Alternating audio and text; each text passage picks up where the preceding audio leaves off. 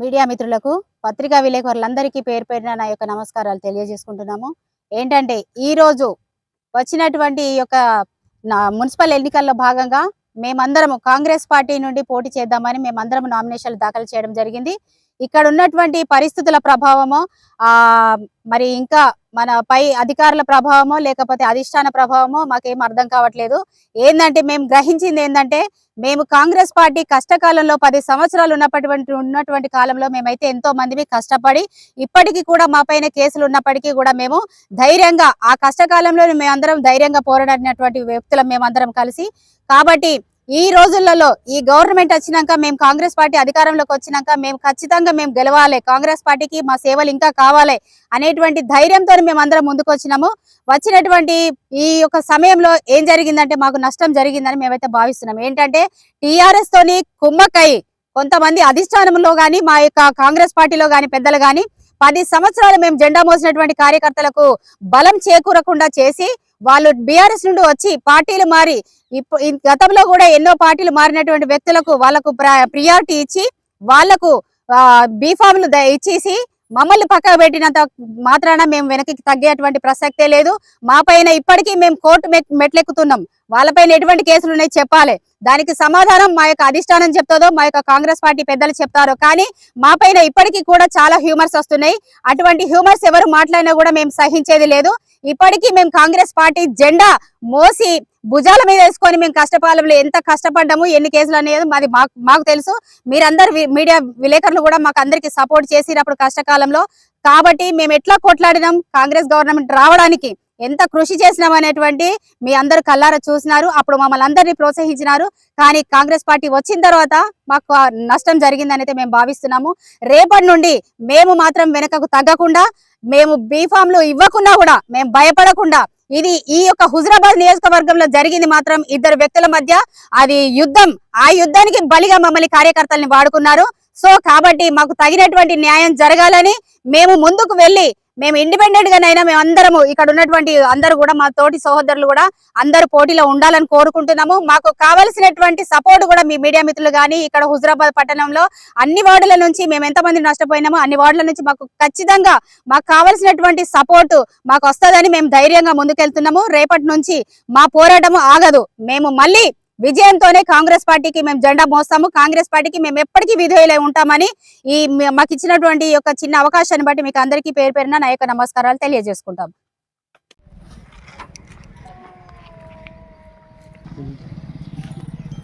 Media మిత్రులకు నమస్కారం. అన్న, నా పేరు ఏమిల పుష్పలత. 13వ వార్డు హుజరాబాద్ మున్సిపాలిటీ పరిధిలోని 13వ వార్డులో నేను ఉండేది. నేను హుజరాబాద్ కాంగ్రెస్ పార్టీలో 2 టర్ములు కాంగ్రెస్ పార్టీ పట్టణ మహిళా కాంగ్రెస్ అధ్యక్షురాలుగా నేను ఇప్పటికీ కూడా కొనసాగుతున్నా. ఏంటంటే మా దౌర్భాగ్యం ఏంటంటే పార్టీని పట్టుకొని ఉండడం మా దౌర్భాగ్యం అయిపోయింది. 6 నెలలకు పార్టీ మారిన వాళ్ళకు వాళ్ళకు ప్రాధాన్యత ఇచ్చిర్రు. మాకేందంటే మేము కొన్ని సంవత్సరాలు 30-40 సంవత్సరాల నుంచి మా పార్టీ మా కాంగ్రెస్ పార్టీ ఫ్యామిలీ కాబట్టి మేము అందులో ఉండడమే పెద్ద మోసం అయిపోయిందని మేమైతే అనుకుంటున్నాము. ఏంటంటే అధిష్టాన నిర్ణయం ప్రకారం మాకు పంపించిన వ్యక్తికి మేము పనిచేస్తున్నాం కానీ వాళ్ళు ఇట్లా చేస్తారని మేమైతే అనుకోలేదు. మేమందరం నష్టపోయినాం. ఎందుకంటే మీరు ఆ వర్గం ఈ వర్గం అని బల్మూరు వెంకట వర్గము అని చెప్పేసి మాకు ఒక ముద్ర వేసిరన్న. మేము ఏ ప్రోగ్రాం పోయినా కూడా వీళ్ళు బల్మూరు వెంకట మనుషులు అని అనడం, మేము పోయి మాట్లాడదామన్నా కూడా మాకు టైం ఇవ్వకపోవడం, మమ్మల్ని బాగా ఇబ్బందులకు గురి చేసిరన్న. నేను చెప్పేది ఏంటంటే మేమైతే ఇక్కడ హుజరాబాద్ ప్రాంతంలో ఎంత సర్వీస్ చేసినాం. ఈ 13వ వార్డు కాదన్న 30 వార్డులలో ఒక్కసారి ఎంత మేము సేవ చేసినాం అనేది మీకు అందరికీ తెలుసు. మీడియా మిత్రులు కూడా మాకు ఎంతో సర్వీస్ మేము చేసిన సేవను మీరు గుర్తించారు, మాకు సపోర్ట్ చేసారన్న కష్టకాలంలో. కానీ మాకు కష్టానికి మా అధిష్టానం నిర్ణయం ప్రకారం మాకైతే ఆ భాగ్యం లేదు. మమ్మల్ని అయితే ఒప్పుకోలేదు. ఎందుకంటే మాకు బీఫామ్లు ఇవ్వకుండా మమ్మల్ని ఇక్కడనే అనగదొక్కేసారు. ఏంటంటే నేను ఒక చైర్మన్ బరిలో ఉన్నాను. కాంగ్రెస్ పార్టీ నుంచి మీడియా మిత్రులే రాశారు, ఒక వార్త రాశారు. కాంగ్రెస్ పార్టీ నుంచి ఎవరున్నారు చైర్మన్ బరిలో అంటే ఎస్సీ నుంచి దళిత మహిళ, ఎస్సీ మహిళా పోస్ట్లో నేనున్నా, టౌన్ ప్రెసిడెంట్గా నేనున్నా. అదే మాకు పెద్ద మోసమైంది. ఏంటంటే ఈమెను ఇక్కడనే తొక్కేస్తే అక్కడ దాకా రాదు అనే ఉద్దేశం కొద్దీ పార్టీలు మారి 6 నెలల కిందట వచ్చిన వ్యక్తికి వాళ్ళకు బీఫామ్లు ఇచ్చిండు. వాళ్ళు ఎన్ని రోజులు ఉంటారు? మహా అంటే ఒక 6 నెలలు ఉంటారు కావచ్చు. మళ్ళీ తర్వాత వాళ్ళు పోయేది వేరే పార్టీకే. కాబట్టి మేము ఎప్పటికీ ప్రజలకు అందుబాటులో ఉండే వ్యక్తులము, కాంగ్రెస్ పార్టీకి కట్టుబడి ఉండే వ్యక్తులము. కానీ మమ్మల్ని గుర్తించక మమ్మల్ని అన్యాయం చేశారు. మమ్మల్ని మాత్రం మేము ఇప్పటికి కూడా స్వతంత్ర అభ్యర్థులుగా మేము పోటీ చేసి రానున్న కాలంలో ఇప్పుడు చేసిన సేవ కాదు, మేము ఇంకా ముందు కూడా మేము కష్టపడి పని చేస్తాము. కాంగ్రెస్ పార్టీకే మేము విధేయులమే ఉంటామని ఈ యొక్క అవకాశాన్ని ఇచ్చినటువంటి మీకు మీడియా మిత్రులందరికీ కూడా పేరు పేరున నా యొక్క నమస్కారాలు. మేము మాకు ఇట్లా మోసం చేసిండు ప్రణయ్ బాబు. పేరు చెప్పండి. నా పేరు ఎండి అఫ్సర్. నేను కాంగ్రెస్ పార్టీకి గత సంవత్సరాల నుంచి కాంగ్రెస్ పార్టీకి నేను సేవ చేసుకుంటూ వస్తున్నాను. మాకు టికెట్ ఇవ్వడానికి కారణం కాంగ్రెస్ పార్టీ జెండా మోసుడా. ఇప్పుడు బల్మూర్ వెంకట్ అని మాకు ముద్ర వేసి, బల్మూర్ వెంకట్ ఒక పిసిసి అధ్యక్షుడు కదన్న, మళ్ళీ ఎమ్మెల్సీ కదా, ఒక కాంగ్రెస్ పార్టీ నాయకుడే కదా. ఆయన వస్తే ఈయనకెందుకు గంతగనం? మాకు ఆ నిందేశుడు ఎక్కడిది? నీ కొరకు మేము పని చేసినామా చేయలేదా అది గుర్తించాలి. ఇప్పుడు ప్రణయ్ బాబు మాకు మోసం చేసిండని మాకు బాధ లేదన్న, కానీ ఆయన చుట్టూ తిరిగిన వాళ్ళు సుగ్నాకర్ రెడ్డి ఇంకా ఇప్పుడు చాలా మంది ఆయన ఎంబడి తిరుగుతారు. సుగ్నాకర్ రెడ్డి చెప్తే ప్రణయ్ బాబు ఇనుడు ఎక్కడిది? సుగ్నాకర్ రెడ్డి అనేటు ఆయన లావాదేవీలు చూసుకోవాలి, కానీ ఈ కాంగ్రెస్ పార్టీలో ఆయన ఇన్వాల్వ్ అవ్వడు ఎక్కడిది? ఆయన అసలు ఏంటిది అది? ఆయన లిస్ట్ రాసితే ప్రణయ్ బాబు ఓకే చెప్తాడా? ఫస్ట్ ఆఫ్ ఆల్ అన్న, నేను కరీంనగర్ జిల్లా పెద్ద పెద్ద మినిస్టర్లకు కానీ ప్రతి ఒక్క నాయకులకు కానీ నేను ఒకటే విజ్ఞప్తి చేస్తున్నా, ప్రణయ్ బాబు అనేటి ఆయనే ఒకటే ఆయన ఆలోచన ప్రకారం మాత్రం నడుస్తలేడు. కాబట్టి మీరందరూ ప్రణయ్ బాబును తక్షణమే పార్టీ నుంచి సస్పెండ్ చేయాలి, ఇన్ఛార్జ్ పదవి నుంచి కూడా తీసేయాలి ఆయనకు. ఎందుకంటే కష్టకాలంలో పనిచేసింది మేము, జెండా మోసింది మేము, బై ఎలక్షన్లలో మేము కష్టపడ్డది. బీఆర్ఎస్ పార్టీ బై ఎలక్షన్లలో వస్తే టీఆర్ఎస్ పార్టీ వాళ్ళు మీరు నలుగురే ఉన్నారు, ఏం తిరుగుతారు? మా కాంగ్రెస్ పార్టీకి రామన్నారు. మాకు ఇవ్వకుంటే మా పైసలు అని మేము అనుకొని మాతో తిరిగిన వాళ్ళకు కూడా ఇవ్వలే. అట్లాంటి వానికి మొన్న వచ్చిన వాళ్ళకి నువ్వు టికెట్ ఇస్తాను. అసలు పైసలు ఉన్న వాళ్ళకి నువ్వు పెట్టుకోవడా అంటే నువ్వు టికెట్ ఇచ్చి చూడే. రేవంత్ రెడ్డి గారు గ్యారంటీలు ఇచ్చినాయి. ప్రజాప్రభుత్వం ఏంటిది, ఇందిరమ్మ ఇల్లు కానీ, కరెంట్ బిల్లు కానీ, రేషన్ కార్డులు కానీ, సన్న బియ్యం కానీ, అన్ని పథకాలతోటి మేము గెలిచే ఆలోచన ఉన్నాం. పైసలు కూడా ఎవరు చూస్తలేడు ఈ కాలంలో.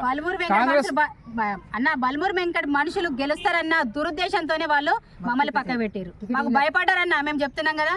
బల్మూర్ వెంకట్ మనుషులు ఖచ్చితంగా వీళ్ళు గెలుస్తారు, వీళ్ళు గెలిస్తే ఇంకా పెద్ద పొజిషన్లు ఉంటారని మమ్మల్ని ఇక్కడ తొక్కేసారు. అంతే, మాకు భయపడ్డారు వాళ్ళకి అంతే.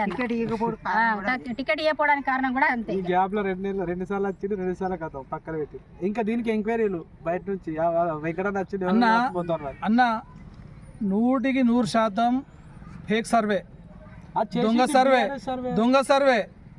టీఆర్ఎస్ పార్టీ నాయకులకు ఆయనే సపోర్ట్ చేస్తాడు. ప్రణయ్ బాబు టీఆర్ఎస్ పార్టీకి వెళ్ళి వచ్చిండు కాబట్టి ఆయన మళ్ళీ టీఆర్ఎస్ పార్టీ వాళ్ళు మాకందరికీ మేము టీఆర్ఎస్ పార్టీ వాళ్ళకి ఇస్తే మళ్ళీ నా బలగం ఉంటుంది, నేను టీఆర్ఎస్ పార్టీలో సొరిన కూడా మళ్ళీ వాళ్ళందరూ అటు వస్తారని చెప్పి ఆయన ఆలోచనలా వాళ్ళకే కేటాయిస్తాడన్న. ఆయనే మాకు కాదు, మేము కష్టకాలంలో పనిచేసినాం, సత్యదాకా కూడా కాంగ్రెస్ పార్టీకే సపోర్ట్ చేస్తాం. కాబట్టి మాకు 17వ వార్డు ప్రజలకు వేళలా నేను సేవ చేస్తా. నేను మళ్ళీ గెలితే కూడా కాంగ్రెస్ పార్టీ కండువా కప్పుకొని రేవంత్ రెడ్డి సమక్షంలో బల్మూర్ వెంకట్ అధ్యక్షుల్లో ఇప్పుడు చెప్తానా, నేను ఇంతకుముందు నేను పెట్టిన గ్రూపు విలేకర్ సోదరులకు మొత్తం తెలుసు. ఆయన ఎట్లాంటి వైరల్ చేసిన సోషల్ మీడియాలో, ఏ రకంగా నేను వైరల్ చేసిన, ఆయనకు ఏ రకంగా కాంగ్రెస్ పార్టీ మీటింగ్లని కష్టపడ్డా, వెనుక బాక్సులు పెట్టుకుని కూడా ప్రణయ్ బాబు మీటింగ్ పెడితే కాంగ్రెస్ పార్టీ ఆఫీస్లో నేను ఆ బండి మీద తీసుకుపోయి మీటింగ్లలో మైకులు పెట్టిన. అన్ని రకాల కష్టపడితే కూడా ఆయన నాకు గుర్తించలే. నువ్వు బల్మూర్ వెంకట్ అని చెప్పి జోలి తీస్తాను కాబట్టి బల్మూర్ వెంకట్ విషయం మాట్లాడతానా? నువ్వు మాట్లాడేది అంతా తప్పు. నీకు జీవితంలో కూడా నువ్వు ఒక ఎమ్మెల్యే గెలిచేంత కూడా నీ కెపాసిటీ లేదు. నువ్వు 10 సంవత్సరాలు చదివే పిల్లగానికి ఉన్నంత తెలివి కూడా నీకు లేదు. నీ మంది ముచ్చట్లు, సుగ్నాకర్ రెడ్డి ముచ్చట్లు ఇన్నన్ని రోజులు నువ్వు జీవితంలో కూడా నువ్వు రాజకీయంలో ఎదగలేవు. నేను నికాసైన కాంగ్రెస్ పార్టీ కార్యకర్తగా నేను నమ్ముకున్న నా కాంగ్రెస్ పార్టీకి రేవంత్ రెడ్డి గారు మన స్కీమ్లు తీసినది కాబట్టి నేను ప్రజాప్రభుత్వం తరఫున నేను మళ్ళీ కాంగ్రెస్ పార్టీ ఈ ప్రజలకు చెప్పి నేను మళ్ళీ కాంగ్రెస్ పార్టీ బల్మూర్ వెంకట్తో ఇప్పుడు చెప్తున్నా, బల్మూర్ వెంకట్ తోటే పోయి రేవంత్ రెడ్డి సమక్షంలో కాంగ్రెస్ పార్టీలో కలిసి మళ్ళీ నేను కాంగ్రెస్ పార్టీ తరఫునే మా 17 వార్డులోకి పోయి ప్రజలకు సేవ చేస్తా అని చెప్పి నేను ఒకటి మీకు కోరుకుంటున్నా. చేసిన నా తప్పు చూపించండి. నేను పని చేయలేదా? నేను జెండాలు మోయలేదా?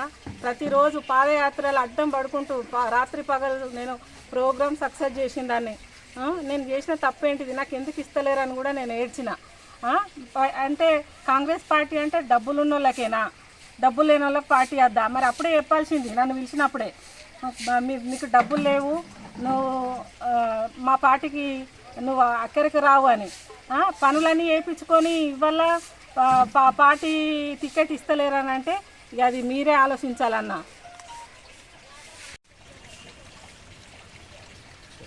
కడాది తిరుమల, నేను కాంగ్రెస్లో ఇప్పుడు 3 సంవత్సరాల నుండి నేను పనిచేస్తున్నా. ప్రతి ప్రోగ్రాం నేనే సక్సెస్ చేసేది, ప్రతి ప్రోగ్రాంలో నేనే ఉన్నా. పాదయాత్రలో అడ్డం కూడా పడ్డా, నేను పడిపోయినా. ఏదేమైనా నాతోటే ప్రతి ప్రోగ్రాం సక్సెస్ అయ్యేది. నాకు మొన్నటి వరకు కూడా టికెట్ ఇస్తాక నువ్వు పర్ఫెక్ట్గా పనిచేస్తున్నావు, నువ్వు ఒక హార్డ్ వర్క్ అని ప్రతి ఎలక్షన్లలో నన్ను వాడుకున్నాడు.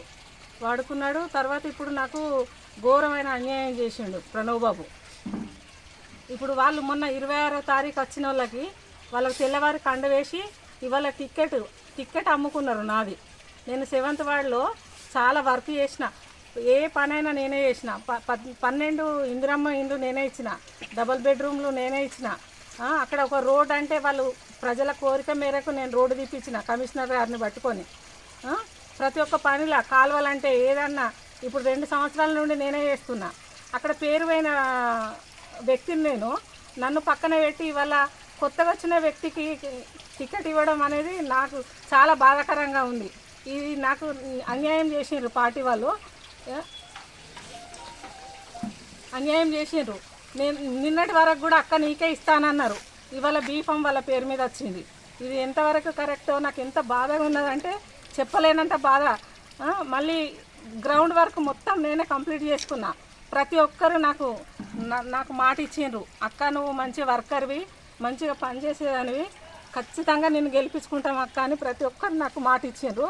ఆ మాట నేను ప్రణవ్ బాబు గారికి అదే చెప్పిన, అన్న నాకు గెలుపు నీ కాళ్ళకాడ పెడతా, నన్ను అన్యాయం చేయొద్దని కూడా ఏడ్చిన. నేను నా మాట పక్కన పెట్టిండు. ఇవాళ వేరే వాళ్ళు ముక్కు తెలియదు, మూతి తెలియదు, అసలు వాళ్ళు ఎవరో కూడా తెలియదు, ఆ క్యాండిడేట్ ఎవరో తెలియదు, వాళ్ళని తీసుకొచ్చి వాళ్ళ టికెట్ ఇచ్చిండ్రు. ఇది ఎంతవరకు కరెక్ట్ అనేది మీరు ఆలోచించాలన్నా.